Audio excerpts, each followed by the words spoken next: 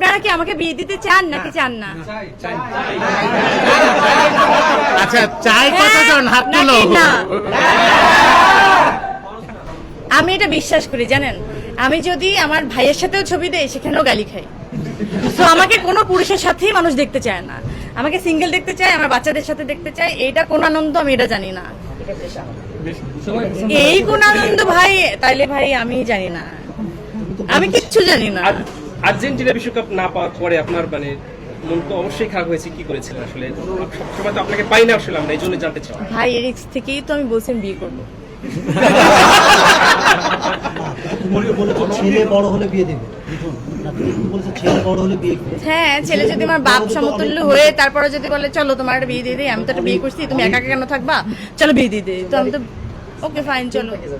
তো আমি তো জানি না, ওটা তো ওয়েট করতে হবে ভাই, আপনার বাঁচতে হবে, আমার বাঁচতে হবে, আমি জানি না কি করতে হবে, এটা ভবিষ্যতের কথা। অনেকেই প্রশ্ন করার সুযোগ পাবেন, একটা প্রশ্ন আমি সবার থেকেই করি, তুমি চাইলে বলতে পারো, নাও বলতে পারো। প্লিজ। কিছুদিন আগে তুমি একটা খুব ক্ষোভের কথা বলেছো, তোমার সাথে যা ঘটে গেছে আগে, অনেক বেশ কয়েক বছর আগে, সেটা আমরা দেখলাম যে পুরো তুমি আসলে একদম নির্দোষ বা সেটা অন্যায় হয়েছে।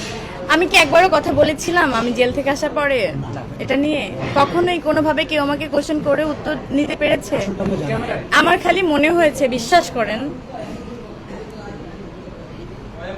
আমার শুধু মনে হচ্ছে সত্য একদিন হয় না যে ব্লাস্ট করে না, এরকম আপনি যত চাপা দিয়ে রাখেন কোনো না কোনোভাবে, যেমন কোনো ক্রাইমই পারফেক্ট না, আমার মনে হয় কোনো সত্য ওইভাবে চাপা দিয়ে রাখা যায় না।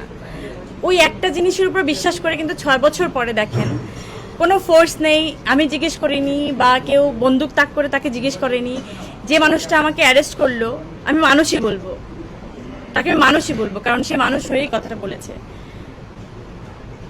মানে অ্যারেস্ট করা কি, মানে তখন তো অ্যারেস্টের কোনো মানে কি বলে, না না না, অ্যারেস্টের কোনো কি জানি বলে, পারমিশন, ওয়ারেন্ট, হ্যাঁ, ওই অ্যারেস্ট মানে ওই পারমিশনটাও ছিল না, বা আমার বাসা সার্চ করারও কোনো পারমিশন তাদের কাছে ছিল না।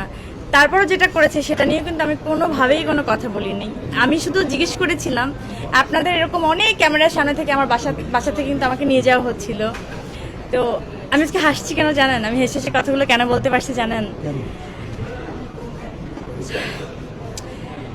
ওই দিন যখন ওই ব্যক্তিটা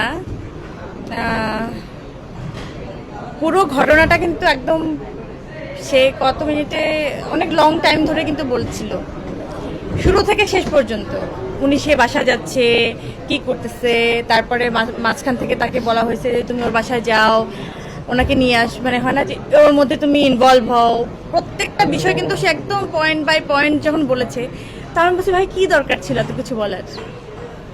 জানেন এটা কেন দরকার ছিল? কারণ আমি সত্যি ছিলাম। এটা 6টা বছর, এই জন্যই মনে হয় আমি বাইচাছি ভাই।